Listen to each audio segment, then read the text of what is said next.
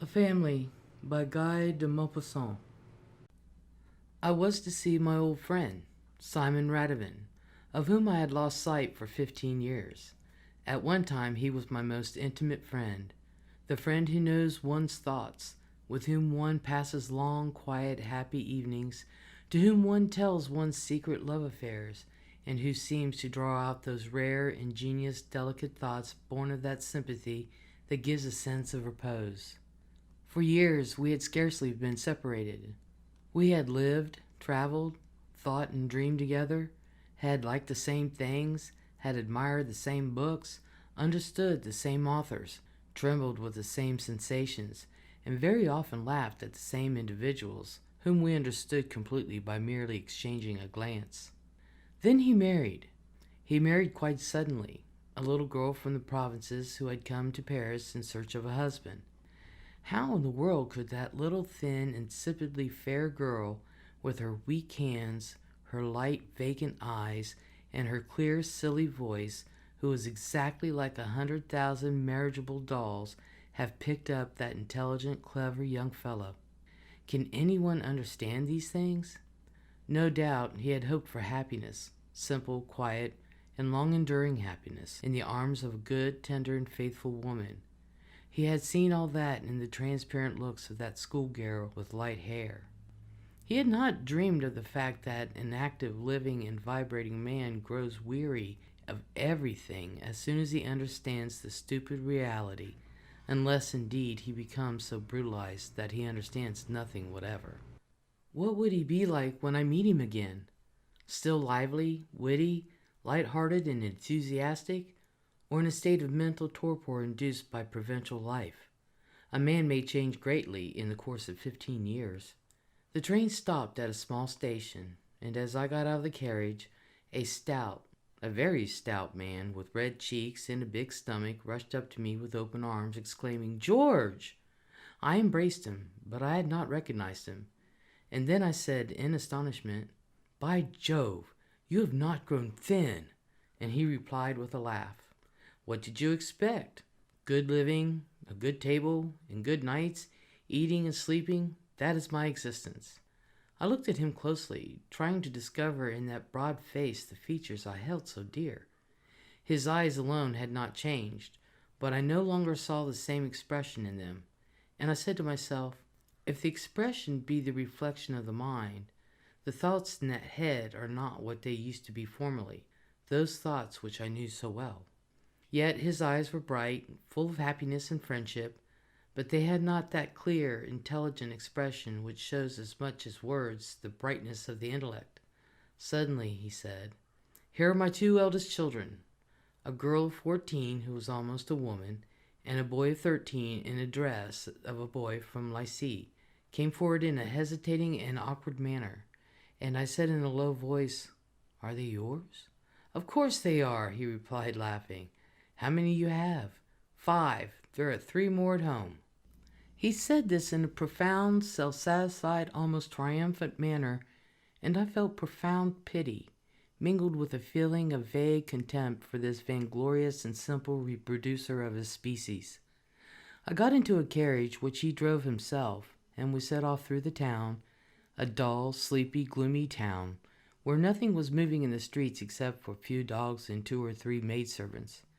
Here and there a shopkeeper standing at his door took off his hat, and Simon returned his salute and told me the man's name, no doubt to show me that he knew all the inhabitants personally, and the thought struck me that he was thinking of becoming a candidate for the Chamber of Deputies that dream of all those who bury themselves in the provinces. We were soon out of the town, and the carriage returned into the garden that was an imitation of a park, and stopped in front of a turreted house which tried to look like a chateau. "That is my den," said Simon, so that I might compliment him on it. "It is charming," I replied. A lady appeared on the steps, dressed for company and with company phrases already prepared. She was no longer the light-haired, insipid girl I had seen in church 15 years previously, but a stout lady in curls and flounces, one of those ladies of uncertain age, without intellect, without any of those things that go to make a woman. In short, she was a mother, a stout, commonplace mother, a human breeding machine which procreates without any other preoccupation but her children and her cookbook. She welcomed me, and I went into the hall, where 3 children, ranged according to their height, seemed set out for review, like firemen before a mayor, and I said, "Ah, so there are the others?" Simon, radiant with pleasure, introduced them: Jean, Sophia, and Gautran.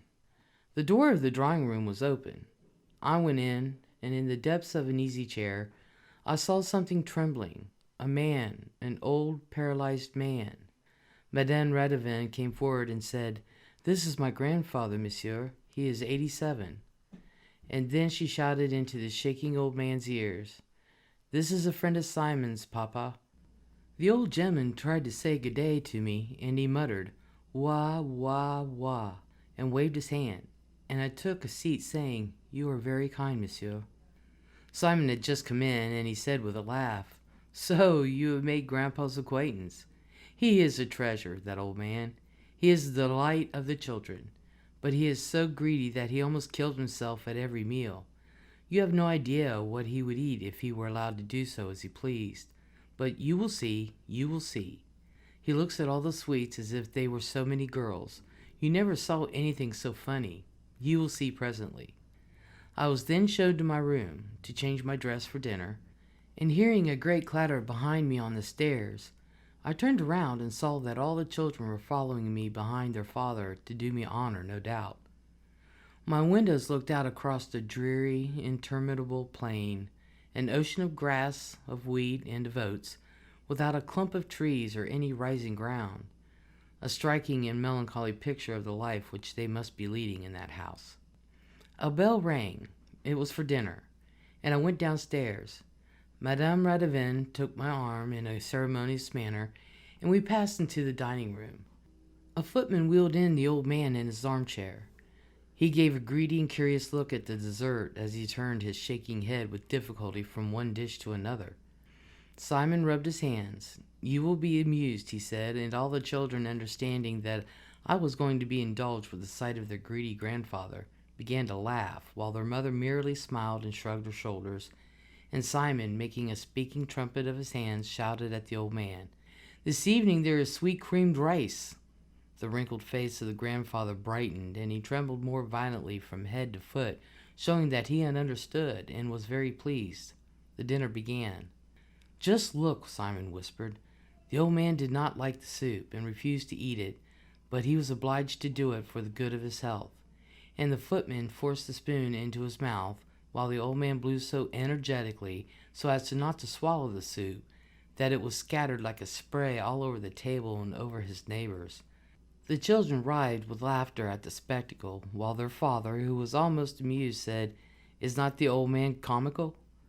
During the whole meal they were taken up solely with him. He devoured the dishes on the table with his eyes, and tried to seize them and pull them over to him with his trembling hands.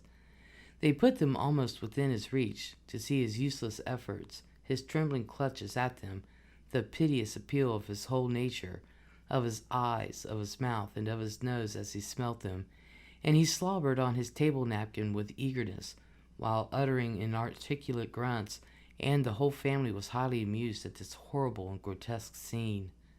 Then they put a tiny morsel on his plate, and he ate it with feverish gluttony, in order to get something more as soon as possible. And when the sweetened rice was brought in, he nearly had a fit, and groaned with greediness, and Gontran called out to him, "You have eaten too much already. You can have no more." And they pretended not to give him any. Then he began to cry. He cried and trembled more violently than ever, while all the children laughed. At last, however, they gave him his helping, a very small piece, and as he ate the first mouthful, he made a comical noise in his throat, and a movement with his neck, as ducks do when they swallow too large a morsel, and when he had swallowed it, he began to stamp his feet so as to get more. I was seized with pity for this saddening and ridiculous Tantalus, and interposed on his behalf. "Come on, give him a little more rice." But Simon replied, "Oh no, my dear fellow. If he were to eat too much, it would harm him at his age." I held my tongue, and thought over those words. Oh, ethics! Oh, logic! Oh, wisdom! At his age! So they deprived him of his only remaining pleasure out of regard for his health. His health. What would he do with it, inert and trembling wreck that he was? They were taking care of his life, so they said. His life? How many days? 10, 20, 50, or 100? Why? For his own sake, or to preserve for some time longer the spectacle of his impotent greediness in the family.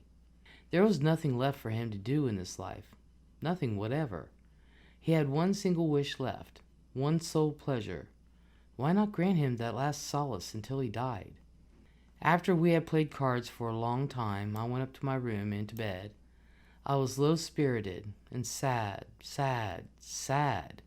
and I sat at my window. Not a sound could be heard outside but the beautiful warbling of a bird in a tree somewhere in the distance. No doubt the bird was singing in a low voice during the night to lull its mate who was asleep on her eggs. And I thought of my poor friend's 5 children, and pictured him to myself snoring by the side of his ugly wife.